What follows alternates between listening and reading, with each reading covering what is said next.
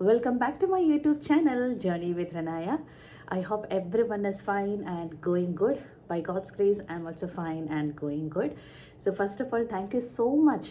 Thank you so much from the bottom of my heart. Thank you so much for supporting me and always watching my videos and putting comments and giving inquiries. All those things are very valuable and very precious to me, and I'm from the bottom of my heart, I'm telling very good thank you so much for all the support that you are giving.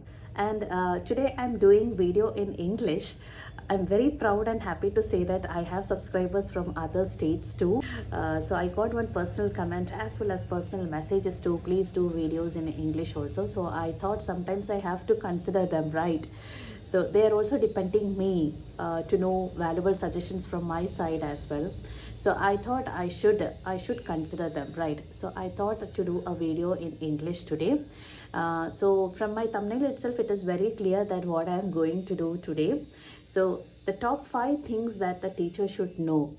I came to know all those things from my own personal experience. So I would like to share those things. Okay, so without wasting much time, we can start our video today.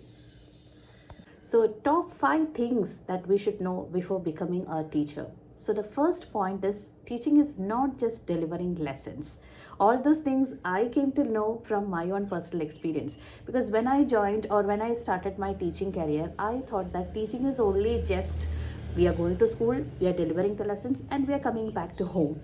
Okay, I thought it is only that much. Teaching is only that much. We should know about the portions, that's it. But apart from that, from our personal experience only, we'll understand what teaching is. It is not just delivering the lessons to the children. If we are a class teacher, we are like a second mother to the children. School is actually the second home for the children, so we should be answerable and we should be responsible for all the children in our classroom, especially when we are a class teacher or homeroom teacher. It is not just delivering the lessons.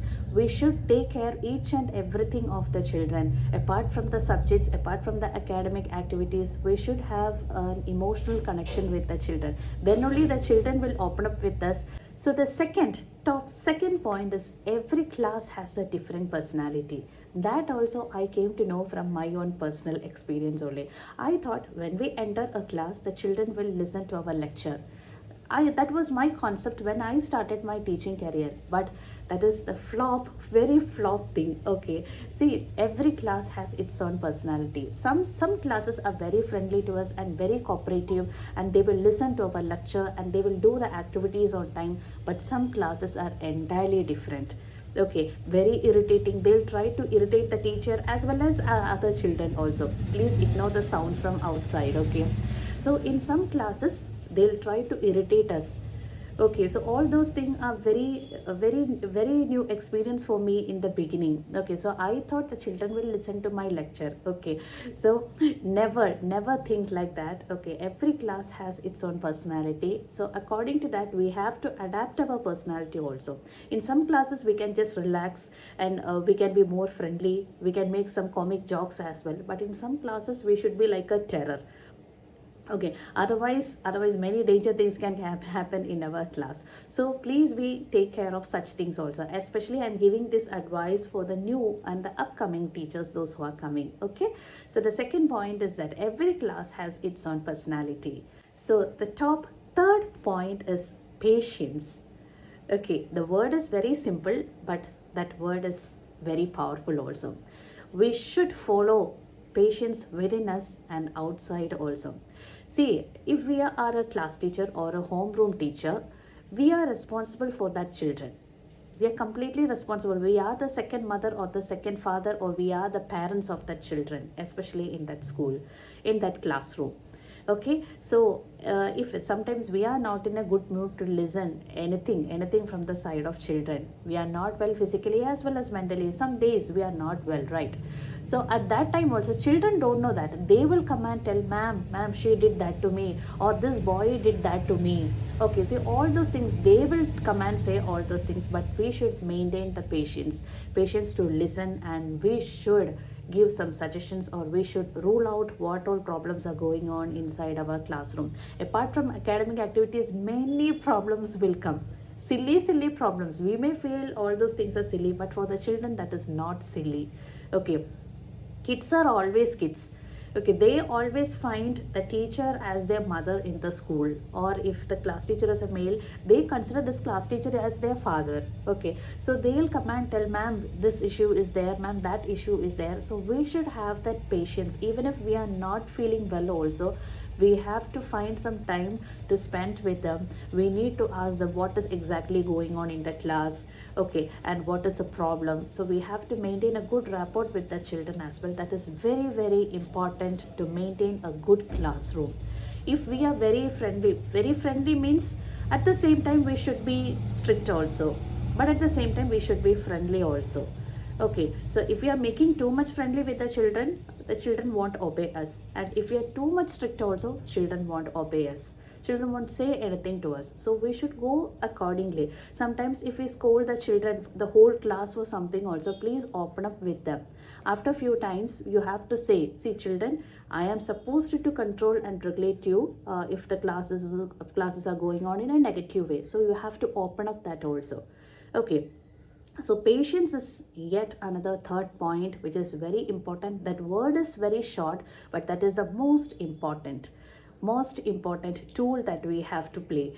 Okay, so these 3 points are from my own personal experience, from my past 10 years of experience with this teaching, all those things that I have learned.